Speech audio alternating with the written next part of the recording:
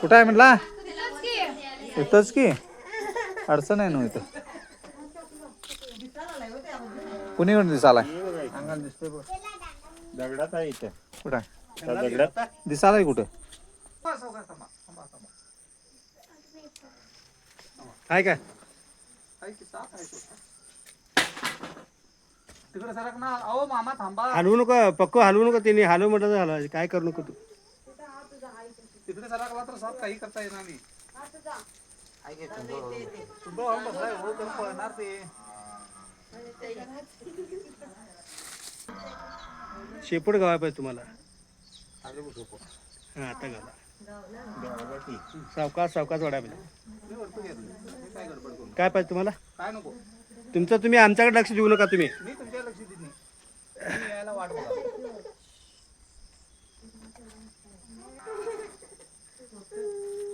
खासा आहे की बा वो माकडा आहे. मामा मामा तुम्ही बाजूला. अहो यांना बाजूला ते करणार काय? तिकडे सचिन शेंडगे बेरेडवाडी यांच्या घराशेजारी असा नाग जातीचा साप 2 तास गेली 2 तास येऊन बसला होता. मी येईपर्यंत ह्या लोकांनी त्याच्यावर लक्ष दिलं होतं. त्याच्यामुळे हा साप पकडण्यास मदत झाली. तुमच्या घराशेजारी साप येण्याचे कारण त्याला बेडकी उंदीर हे काहीतरी खाद्य मिळाल्याशिवाय तो येत नाही. असं सहज तुम्हाला भेटायला येत नाही. हा बोलू दे.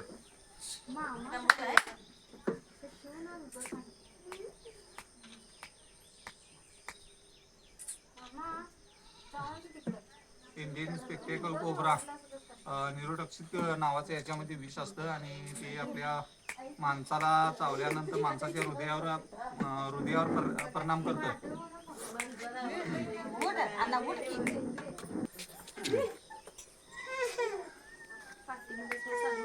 पुढे पुढे कशाला यायला हे पक्क तू मागव. काय चावतंय काय? चावल्यानंतर पाणी मागणार नाही जा. उभारा बघत उभारा. काय करतो नका. मला पण धोका आहे तुमच्यामुळे. तुमच्याकडे बाहेर त्यांना तुम्ही नाही ते हे करायला बघू नका आगाऊपणा. इंडियन स्पेक्टेकल कोब्रा भारतीय नाग म्हणून याला ओळखला जातो आणि त्याला आता पकडलेला आहे.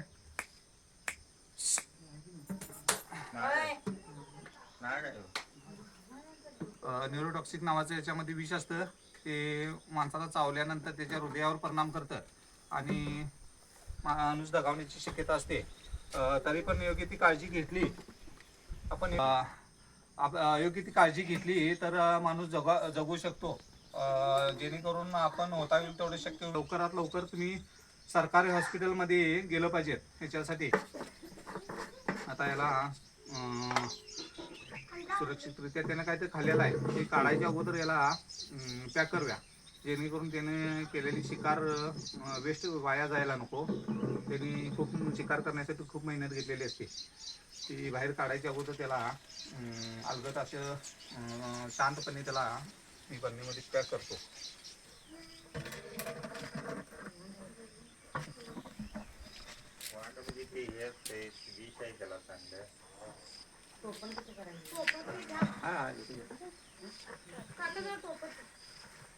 तुम्ही थांबा. तुम्ही काय करतो मी देतो.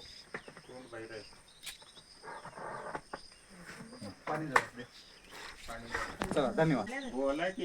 नाव कसं? सचिन शेंडगे. सचिन शेंडगे बेरडवाडी. त्यांच्या घराशेजारी असं पेरूचं झाड आहे आणि ह्या पेरूच्या झाडाखाली असे हा दगडाखाली साप बसला होता आणि त्यांची ही शेंडगे फॅमिली ही अशी जमलेली आहे. तुमचा मुलगा कुठं पेरू काढायलाच काय असतो इथं पेरू. ही सगळी लहान मुलं पेरूसाठी तिथंच भोवत्यान फिरत असतात दिवसभर आणि त्यांच्या सुरक्षिते खातर हा नाग आम्ही थोडीशी रिस्क घेऊन असा पकडलेला आहे आणि त्याला सुरक्षितरित्या जंगलात सोडला जाईल जेणेकरून माणसाचा अधिक लोकांचा सापाचा आणि जनावरांचा जीव वाचला जाईल. हां जनावर पण आहेत ना. त्याच्यासाठीच त्यांचा जीव वाचला जाईल याच्यासाठी आम्ही ह्याला आता पकडून सुरक्षितरित्या जंगलात सोडला जाईल. चला धन्यवाद.